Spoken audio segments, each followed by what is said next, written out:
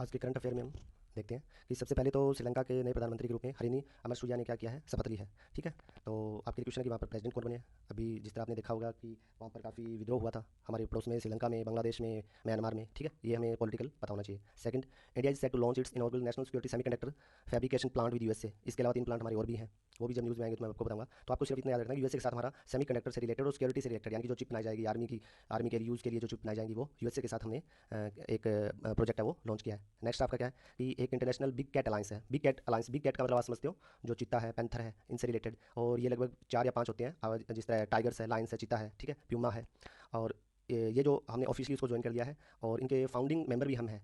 इसके अलावा founding member पूछ सकते हैं कि Nicaragua and Eswatini and Somalia. तो ये वो देश हैं जो काफ़ी कम चर्चा में रहते हैं, लेकिन ये आपको ध्यान रखना है। ठीक है, international big cat alliance. Next question हमारा है, ये हिंदी के अंदर आपको बताया हुआ है कि फाउंडिंग मेंबर चार आपको याद रखना है कि निकारागुआ, एस्वाटिनी और सोमालिया, यानी कि 4 है, और 4 जो एमसीक्यू में चारों में से एक पूछ सकते हैं।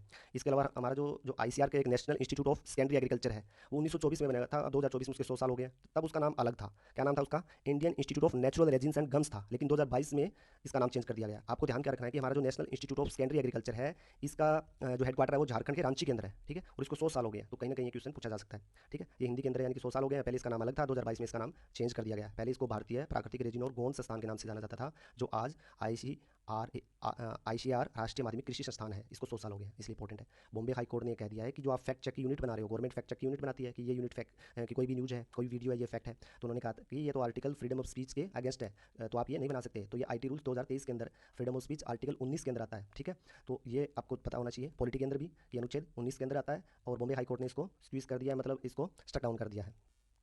ठीक है, ये हिंदी में आपका बताया हुआ है। ठीक है, तो ये आज की करंट अफेयर थी। Thank you.